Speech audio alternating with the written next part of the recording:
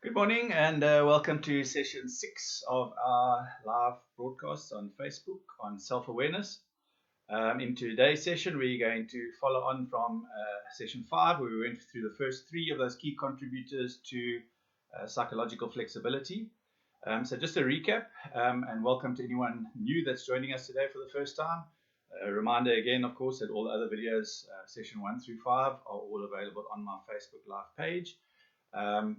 So just a quick recap. So when we, in session 5, or session 4 rather, we went through what creates psychological inflexibility, those 6 areas, and today we're going to be going through the 6 key contributors to psychological flexibility. Yesterday we went through the first 3, which was staying in the present moment, which is extremely important to get out of the past and future and to connect in with the present moment.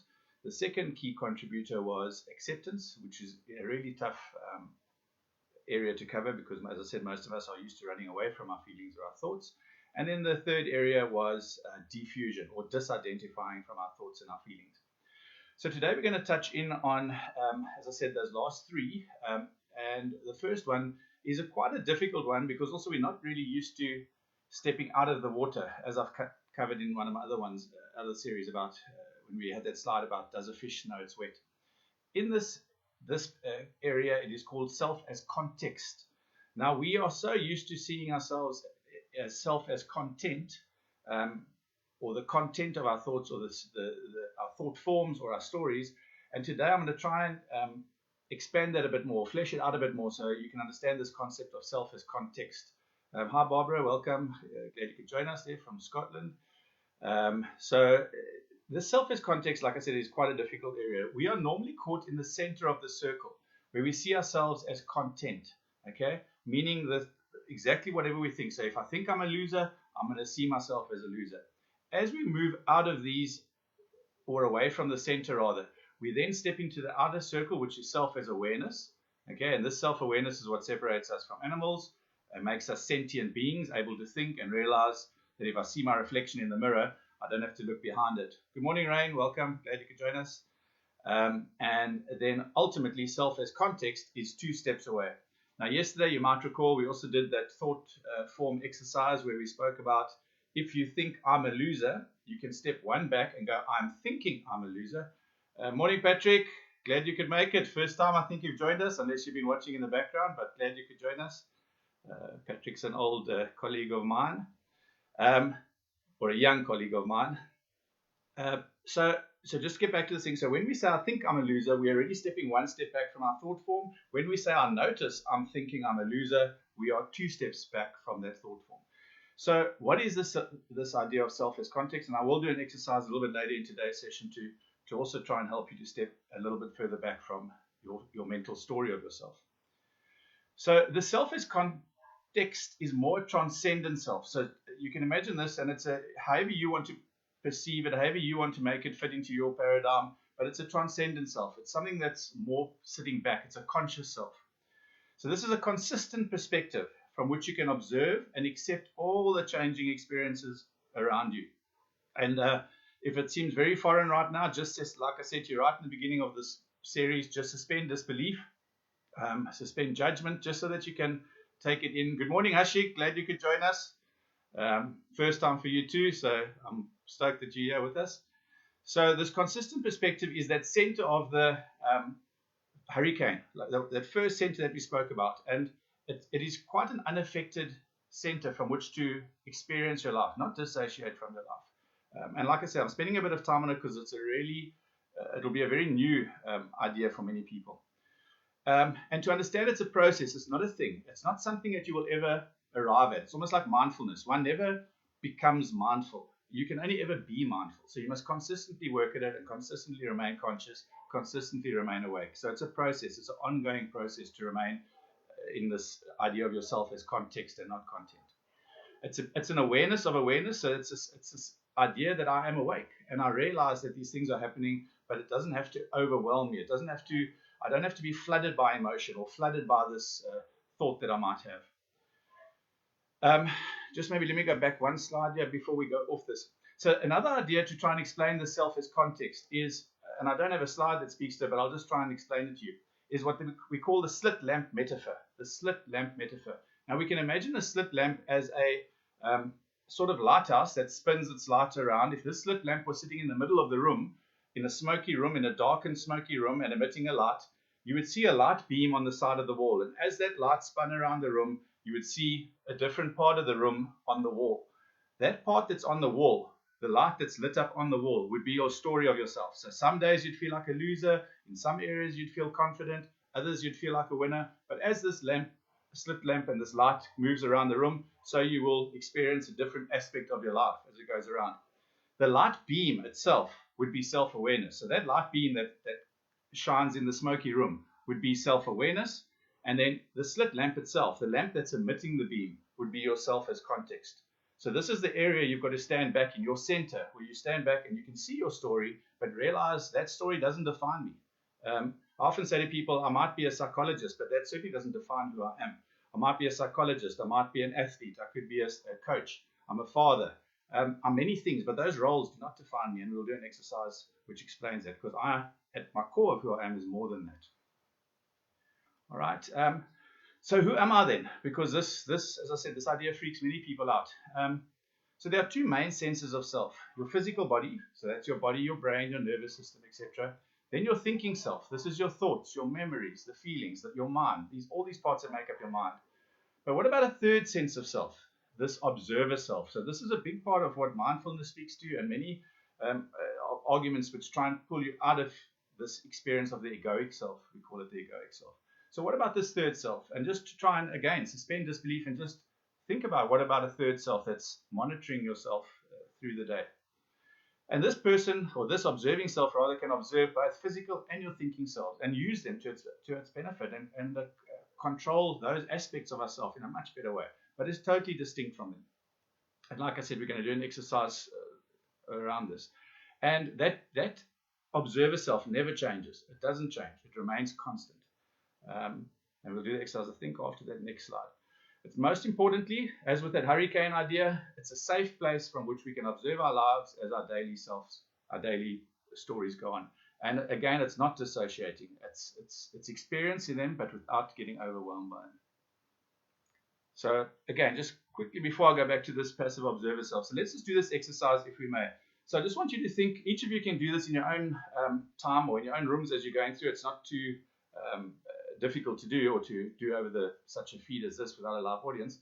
But I want you to imagine these different 3 concentric circles or 4 concentric circles. So before the world was around, perhaps if you believe in God, whatever your God is, God existed, then the world. When our bodies developed inside our mother's wombs,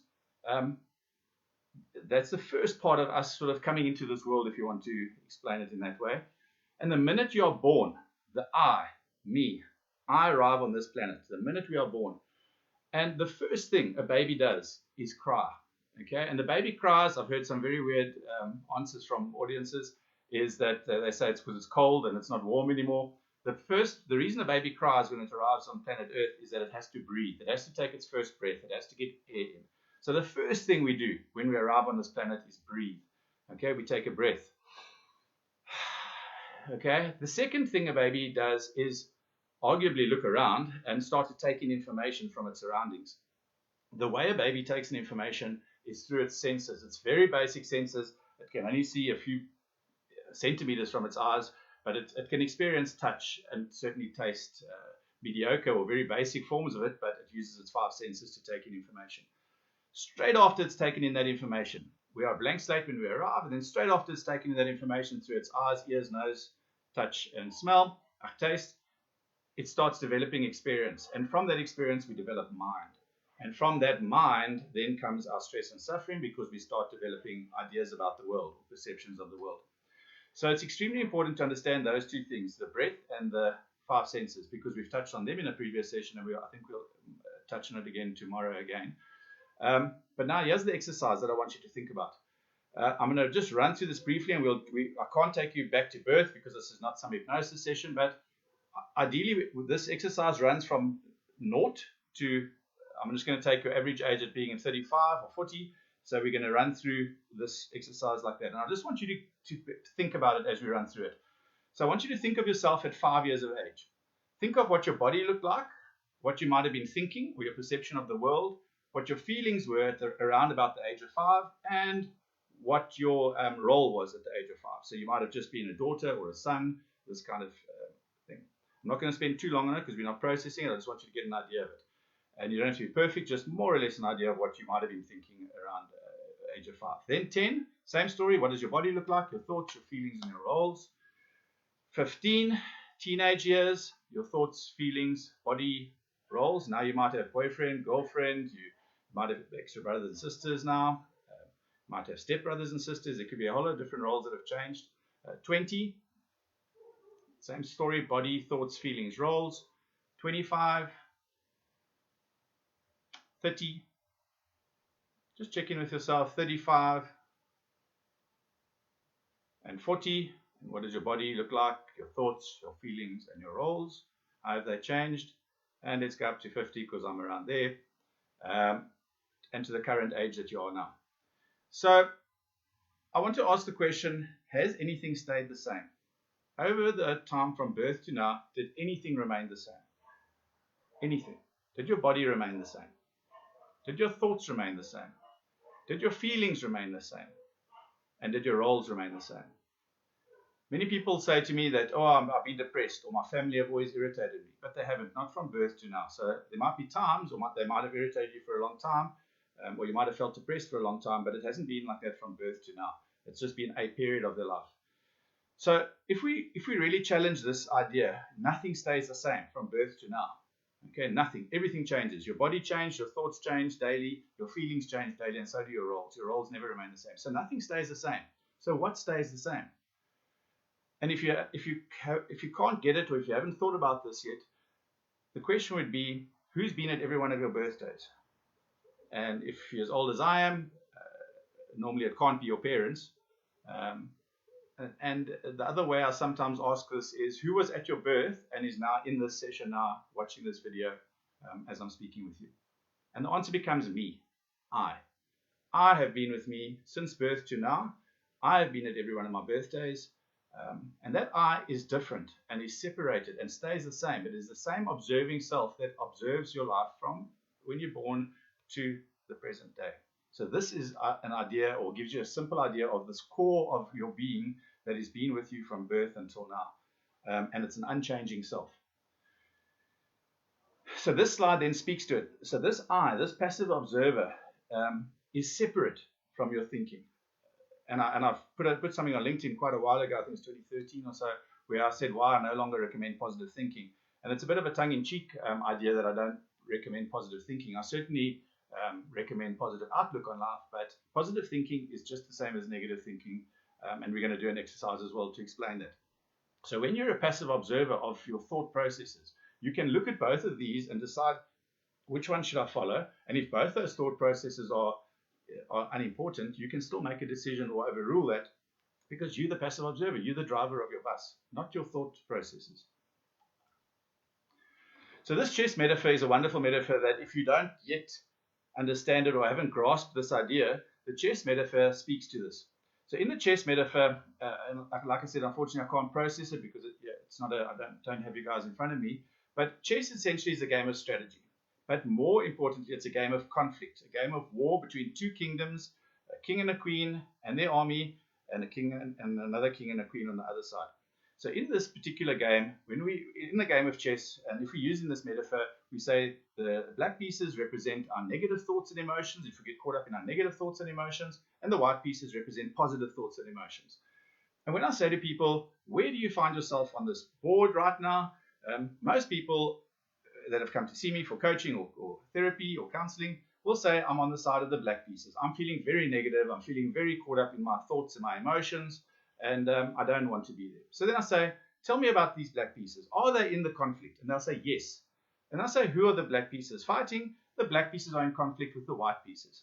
Then I say, okay, cool. Where would you rather be? And most people automatically say, well, I want to be on the side of the white pieces, which is the positive thoughts and emotions. And that's the trick question. Then I say to them, are the white pieces in the conflict? And the argument is yes, they are. Who are they fighting with? They're fighting with the black pieces, the negative thoughts and emotions. So both these two are at war with each other. And the challenge is to get out of that. That's a big part of what the series is about, is how do I get out of the conflict in my mind and the conflict that's going on in my body, these thoughts and feelings and this turmoil that's going on inside. So then I say, where else would you like to stand? And you can think about that yourselves. Where else would you stand in between these two warring parties? Many people immediately say in the middle. Well, that wouldn't be a good place to stand between two warring parties, two warring factions, because then you strike straight in the middle. Some people will say, well, then beyond the white pieces, sort of hiding there. That piece is still in the conflict, because if the black pieces win the conflict, you're still going to be nervous and still tense. Some people say, be the player.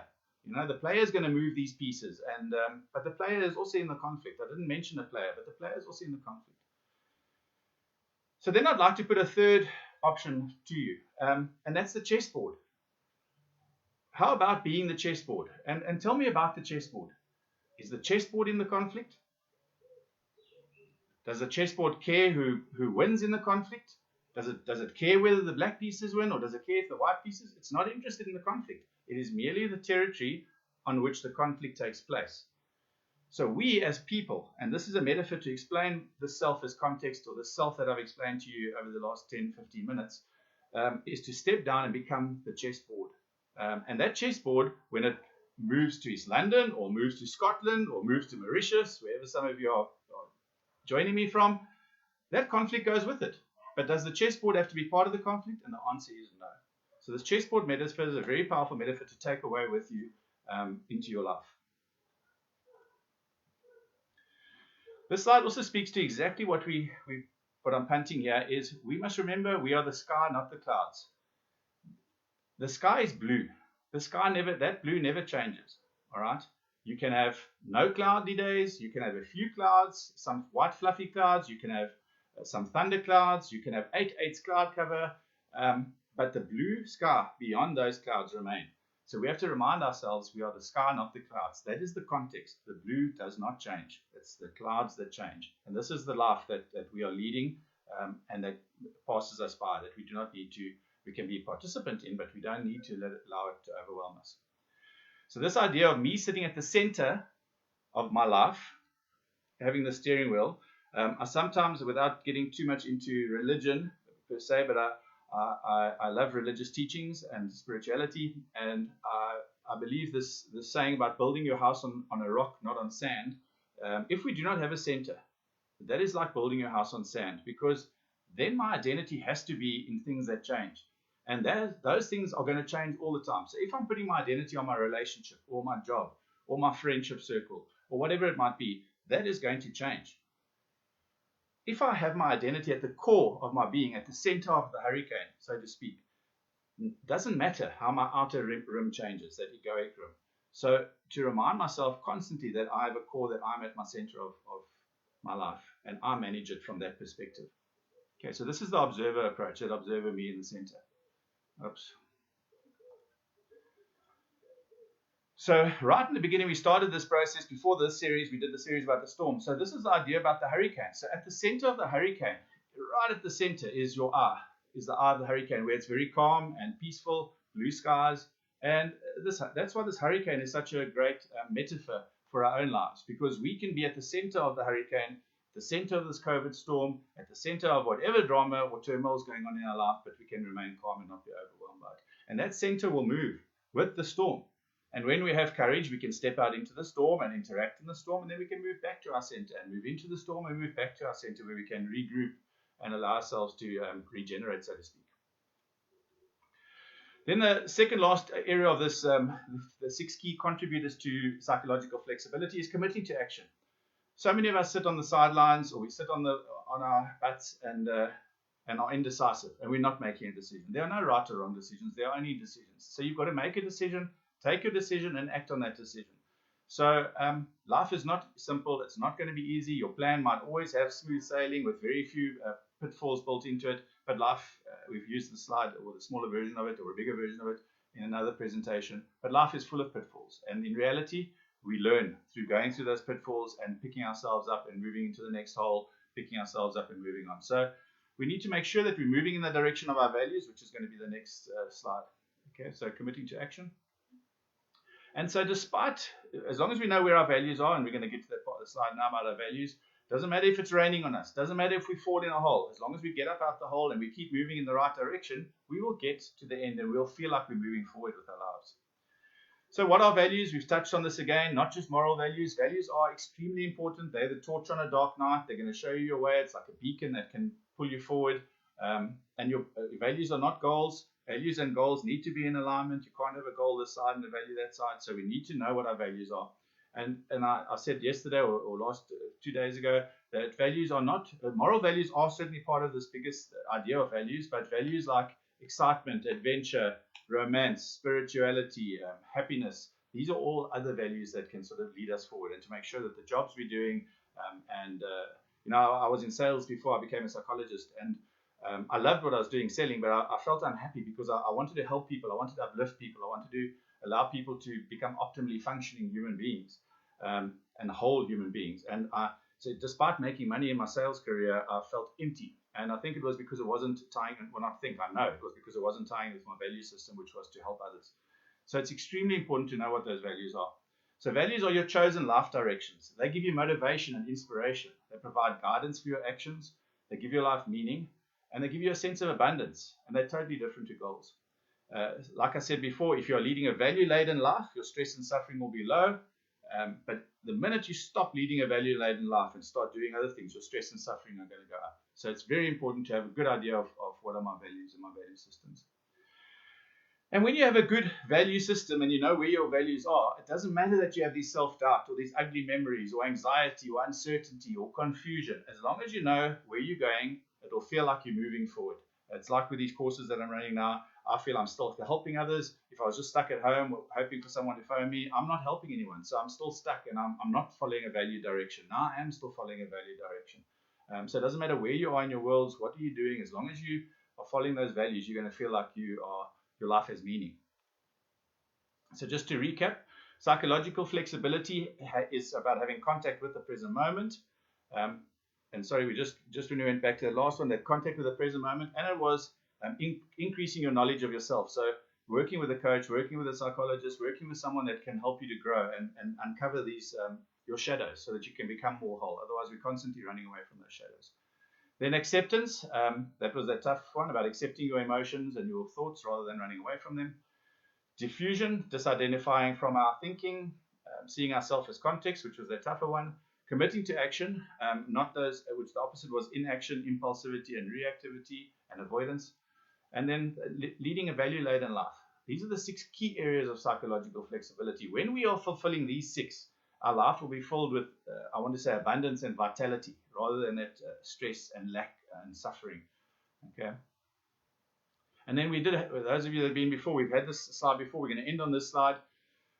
This slide is a powerful slide, and like I said, it's really helped me from my 20s when I was going through stress in sales and trying to push for targets and push for numbers. Even now, I think we're all in the same boat when it comes to income.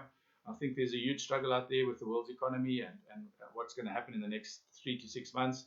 The hammer shatters glass, yet forges steel. The hammer shatters glass and forges steel. The hammer represents life. It's a stressor. It comes to us and it bashes us on the head. If we respond like glass, glass shatters and breaks. If we respond like steel, steel can be bent and molded into something stronger.